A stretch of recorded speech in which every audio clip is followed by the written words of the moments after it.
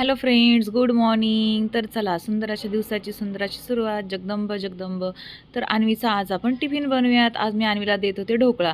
तर मी कढईमध्ये असं सर्वप्रथम पाणी तापायला ठेवलेलं, त्याच्यामध्ये स्टँड ठेवलं होतं आणि इथं मी बेसन घेतलं होतं. बेसन तुमच्या अंदाजे तुमच्या घरातले लोक किती असतील त्याप्रमाणे तुम्ही इथं बेसन घेऊ शकतात. आणि त्याच्यामध्ये मग मीठ टाकायचं, चिमूटभर हळद टाकायची आणि लिंबू पिळायचं. पूर्ण एक लिंबू पिळायचं आणि इथं ताटली घ्यायची ज्याच्यामध्ये ढोकळा करायचा आहे, त्याला सर्वप्रथम खाली तेल लावून घ्यायचं. आणि मग इथे मी चिमूटभर साखर टाकली, अंदाजानुसार मीठ टाकलं, जेवढा तुम्हाला हवं आहे. तुम्ही चाटून म्हणजे चाखूनही घेऊ शकता, की टेस्ट करू शकता की कसं आहे काय आहे ते पाहू शकता थोडंसं पीठ हातावरती घेऊन. त्यानंतर त्याच्यामध्ये पाणी टाकायचं आणि मग त्याला व्यवस्थित असं मी लिंबू टाकते त्याच्यामध्ये. पाणी टाकायचं आणि त्याला मग व्यवस्थित हलवून घ्यायचं, जोरात हलवायचं, जेणेकरून ते पीठ अगदी असं हलकं फुलकं झालं पाहिजे. त्याची जर बिया तुमच्याकडून पडल्या तर काढून घ्या. माझ्याकडून त्याची एक बी होती ती पडली होती, तर मी नंतरनी ती हाताने काढून घेतली आणि अशा प्रकारे ठेवायचं. त्यानंतर एक चमचा तेल टाकायचं त्याच्यामध्ये आणि मी इथं सोडा असतो, बेकिंग सोडा असतो, तो पाण्यामध्ये असा मिक्स केला आणि तो मी वरतून असा टाकते. त्याच्यानंतर पाणी टाकून ते व्यवस्थित ते मिक्स करून घ्यायचं. जास्त पातळी ठेवायचं नाही पीठ आणि जास्त घट्टही नाही ठेवायचं.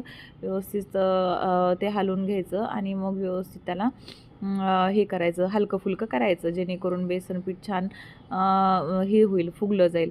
आणि अशा प्रकारे मी नंतर हाताने पण मिक्स केलं तर का तर त्याच्यामध्ये काही लम्स नाही राहू म्हणून छान अशा प्रकारे त्याला हलवून घेतलेलं.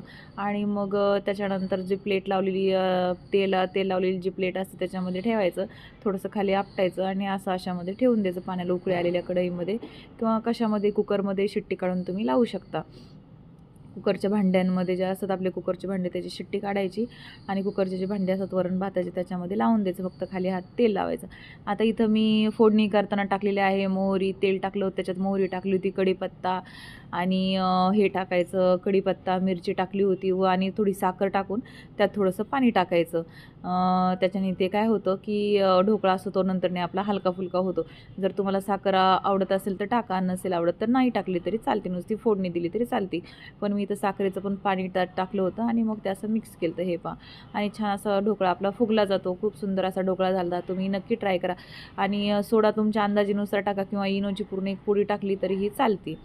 आणि अशा प्रकारे तयार आहे आपला यम्मी असा ढोकळा. खूप टेस्टी आणि छान लागतो. नेक्स्ट टाईम मी तुम्हाला ताकातलाही ढोकळा दाखवेल. तर अन्वीचा टिफिन रेडी होता. तिला तिखट पुऱ्या दिलत्या, दही दिलतं, मखाना दिलता, बिस्किट्स दिलते आणि ढोकळा दिलता. आज मी तिला बस टिफिन दिला नव्हता म्हणून एवढं सारं एकत्र मी दिलेलं. तर ढोकळा खाईल, पुरी खाईल, मखाना आणि बिस्किट बसमध्ये खाईल. धन्यवाद. Please like, share and subscribe my YouTube channel. Stay tune. Bye bye.